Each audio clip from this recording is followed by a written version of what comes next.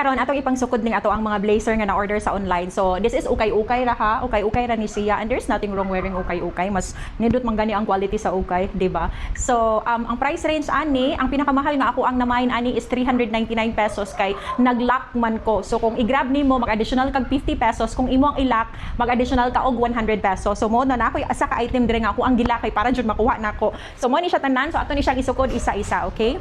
Ang gid atong ilok. Gamay. Uy, gamay-gamay dahil na ako. Ay. Ganahan, magbubuta sa ga-live kay slim, manggod siya. Gamay-gamay dahil na ako. Dili lang na to i-close. Ani lang siya. Gamay gid ay siya na ako.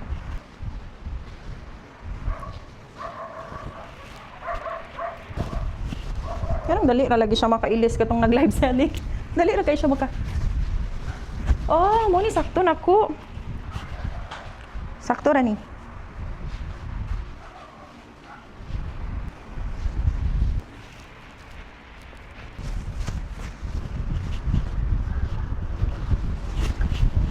Oh, sakto ra di ah. Oh, nice. Nice di siya. Green. Guys, di masigo. Siya nga, uy, nice ra ba kaayo? Murag ako ra ba siguro ning Galaxy ah. Kay oh, 270. 270. Di siya masigo na ako. Oh, paka. Di siya masigo. Gamay siya. Ulian ni sa mga kauban. 300 pesos.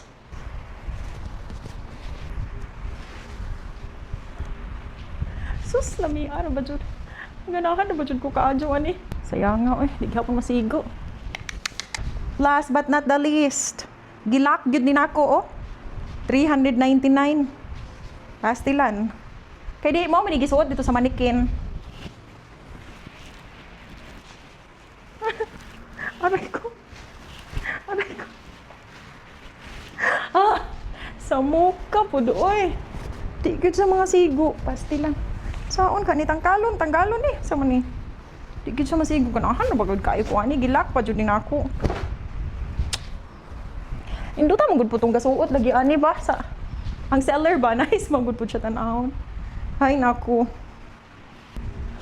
Nindot ra siya tan-awon pero di gyud siya masigo. Pistot oy, ako na lang po ulian sa mga kauban. Oy, mora to, bye.